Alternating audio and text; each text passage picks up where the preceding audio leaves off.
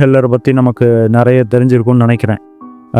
அவரை பற்றி நீங்கள் படிச்சிருப்பீங்கன்னு நான் நம்புகிறேன். அந்த அம்மா வந்து ஏறக்குறைய 18 மாத குழந்தையாக இருக்கும்போதே ஒரு ஒரு காய்ச்சல் காரணமாக அவங்களுடைய கண் பார்வை, அந்த பார்க்கக்கூடிய திறனை இழந்துடுறாங்க, காது கேட்கக்கூடிய திறனை இழந்துடுறாங்க, பேசக்கூடிய திறனை இழந்துடுறாங்க. இதெல்லாம் வந்து அவங்கள வந்து ரொம்ப ஒரு டேமேஜ்குள்ளே மாற்றுனுச்சு. ஏன்னா பார்க்குற திறன் அப்படிங்கிறது ஒரு ஒரு குழந்தைக்கு வந்து ரொம்ப முக்கியம். ஏன்னா உலகம் அப்படிங்கிறது பெருசு, ஒரு பிரம்மாண்டம். உலகத்தை தாண்டி இருக்கக்கூடிய அத்தனை கிரகங்களும் இயற்கையும் வந்து ஒரு பிரம்மாண்டத்துடைய உச்சகட்டம். அதெல்லாம் பார்க்குறது அப்படிங்கிறது ஒரு மனிதனுடைய ஒரு ஒரு ரொம்ப முக்கியமான ஒரு விஷயமும் கூட. அப்படிப்பட்ட அந்த பார்வை திறனை வந்து அந்த அம்மா இழந்த போது அவங்க அதுக்காக ரொம்ப வருத்தப்பட்டாங்க, கஷ்டப்பட்டாங்க.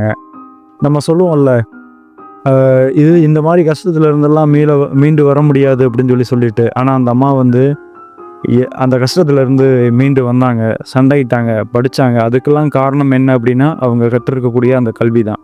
அவங்களுக்கு வந்து பல பேர் வந்து எப்படா இவங்களுக்கு எழுத்து சொல்லி கொடுக்கலாம், எப்படா இவங்களை வந்து படிக்க வைக்கலாம் அப்படின்னு சொல்லி யோசிச்சுக்கிட்டே இருக்கிற போது ஒரு ஆசிரியர், அவர் பேர் வந்து ஆங் செலிமன் அப்படிங்கிறது தான் அவருடைய பேர்.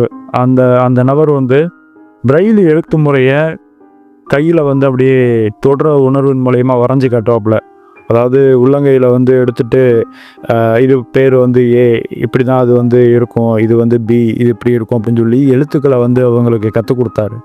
அப்படி கற்றுக்கிட்டது மூலிமா 24 வயசுலேயே அந்த அம்மாவுக்கு ஆங்கிலம் தெரியும், ஃப்ரெஞ்சு தெரியும், லத்தீன் தெரியும், கிரேக்கம் தெரியும், இன்னும் சில மொழிகள் கூட அவங்களுக்கு பேசுவதற்கான திறமை வந்து இருந்துச்சு. அவங்க இப்படிப்பட்ட மொழிகளை எல்லாத்தையுமே அவங்க வந்து பிரெய்லியோட எழுத்து முறையிலிருந்து தான் கற்றுக்கிட்டாங்க அப்படிங்கிறது தான் வரலாறு. இப்படி கற்றுக்கிட்டவங்க எவ்வளோ பெரிய விஷயத்தை செஞ்சுருப்பாங்க அப்படின்னா, அவங்க தான் வந்து முதல் பார்வையற்ற பெண் பட்டம் வாங்கினது அப்படிங்கிறது. அதுவும் 1900களில் 24 வயசுலேயே வந்து ஏறக்குறைய அவங்களுடைய சுயசரிதையை வந்து எழுதினாங்க. அதோடைய பேர் வந்து the story of my life அப்படிங்கிறது தான். இப்போ ஏற்பட்ட ஒரு ஒரு பேரை, அதாவது இப்படிப்பட்ட ஒரு விஷயத்தை வந்து அவங்க எப்படி பண்ணாங்க அப்படின்னா, அது வந்து கல்வியின் மூலியமாக தான். அதுவும் சொல்லப்போனால் அந்த ஆசிரியர் வந்து அவங்க கற்றுக் கொடுத்த அந்த கல்வியின் மூலமாகவும் அப்படின்னும் நம்ம சொல்லலாம். ஏன்னா மாற்றுத்திறனாளிகள்கிட்ட எப்படி அணுகணும், குழந்தைகள்கிட்ட எப்படி அணுகணும், மற்ற நபர்கள்கிட்ட, ஒவ்வொரு நபர்கள்கிட்டையும் எப்படி அணுகணும் அப்படிங்கிறதுல தான் வந்து கல்வியோடைய வெற்றியே. அதில் வந்து பார்வையற்றவர்கள்கிட்ட அணுகிற முறைக்கு பேர் தான் பிரெய்லி முறை. அவங்கக்கிட்ட அன்பாக பேசி பழகி இப்படிலாம் எழுத்து இருக்குது அப்படின்னு சொல்லிட்டு ஒரு விஷயத்த சொல்லி கொடுத்து அதன் மூலியமாக அவங்கள வந்து மேதாவிகளாவோ மிகப்பெரிய நபர்களாவோ மாற்றுறதோடைய ஒரு ஒரு தொடக்கம் தான் இந்த பிரெய்லி எழுத்து முறை அப்படிங்கிறது.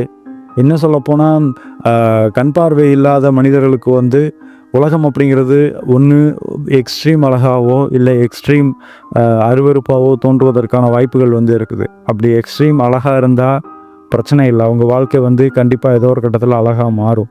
ஆனால் எக்ஸ்ட்ரீம்ங்கிறத விட உலகம் வந்து அஃபென்சிவானது, தவறானது அப்படின்னு சொல்லி வரும்போது அந்த தவறான உலகத்தில் இருந்து அவங்கள காப்பாற்றிக்கிறதுக்கும் மேற்கொண்டு அந்த உலகத்தை நல்ல விதமாக மாற்றுறதுக்கும், தன்னை மாதிரி யாரும் வந்து கஷ்டப்படக்கூடாது அப்படிங்கிறத முன்னிறுத்துவதற்கும் அவங்களுக்கு வந்து இங்கே விஷயங்கள் வந்து தேவைப்படுது. அதுவும் குறிப்பாக கல்வி தேவைப்படுது. கல்வி இருக்கிற பட்சத்தில் கண்டிப்பாக எப்பேற்பட்ட கொடுமைகளையும் எதிர்த்து நம்ம சண்டையிட முடியும் அப்படிங்கிறதுக்கு ஹெலன் ஹெல்லர் வந்து ஒரு சின்ன எடுத்துக்காட்டுங்கிறத விட ஒரு பெரிய எடுத்துக்காட்டுன்னு கூட சொல்லலாம்.